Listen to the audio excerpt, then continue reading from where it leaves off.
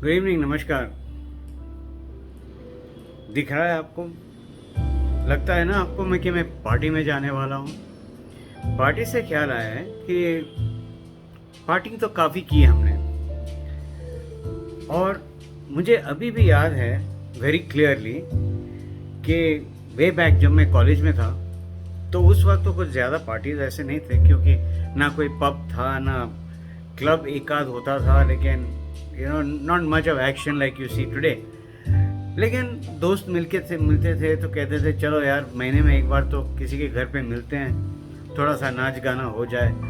और उस ज़माने में तो beer was more famous than any other alcohol. तो खैर स्टोरी ये है कि मुझे भी इनवाइट आता था और मुझे भी जाना अच्छा लगता था।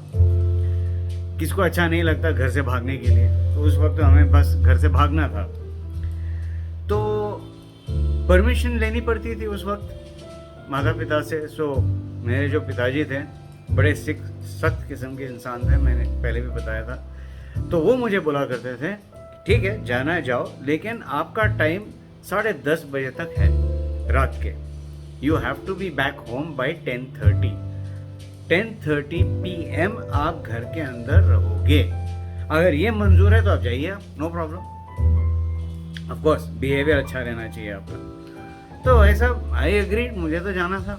और उस ज़माने में तो इनवाइट था 8 बजे का, एंड डिनर खाते वक्त पूरा ख़त्म होते होते 10:30-11 तो हो ही जाते थे। सो आई सेड ओके।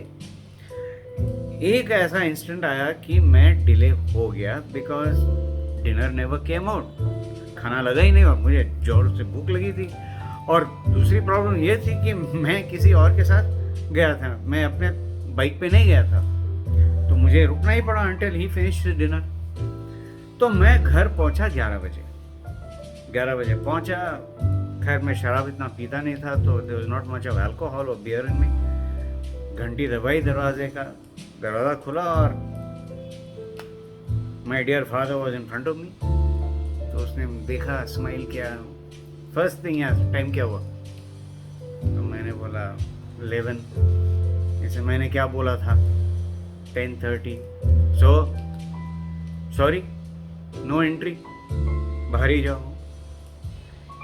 दरवाज़ा बंद कर दिया, कुछ नहीं बोला, बाहर ही रहो और दरवाज़ा बंद कर दिया।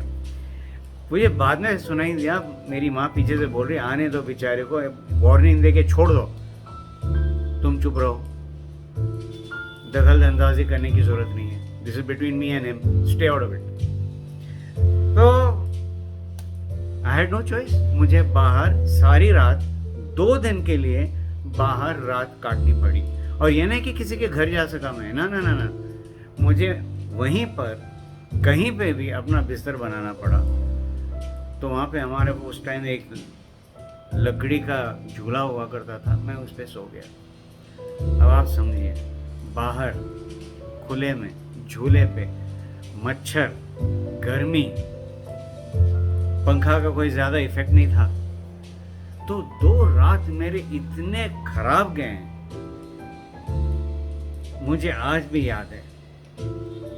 सवेरे अलाउड था घर के अंदर आने के लिए, ब्रश वश करना, नहा धोना, कपड़े बदलना और सीधे वापस कॉलेज। रात में डिनर खाओ और सीधे बाहर। And no regret, no remorse, कुछ नहीं। वो तो अपने आप मुस्कुरा रहे थे कि बेटा इसको घिसने दो ज़रा।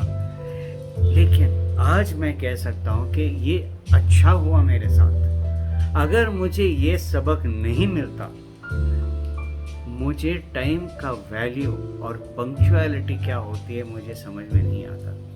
जी हाँ, टाइम की कदर करना, और अगर आप किसी को टाइम देते हो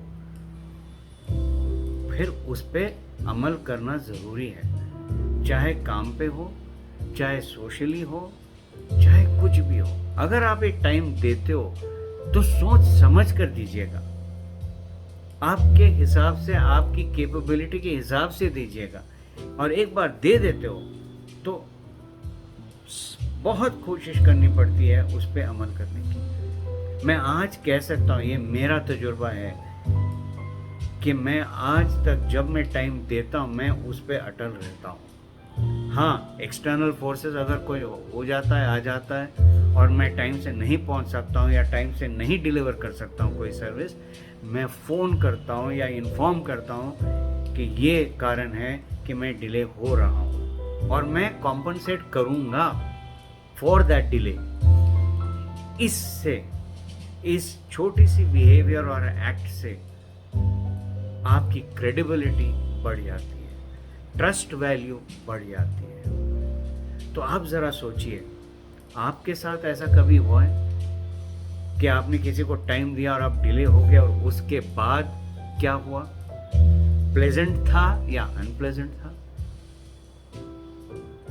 सोचिएगा ज़रूर, क्योंकि जो इंसान वक्त की कदर करता है, वक्त उसकी कदर करता है। ध्यान रखिएगा। Have a great evening.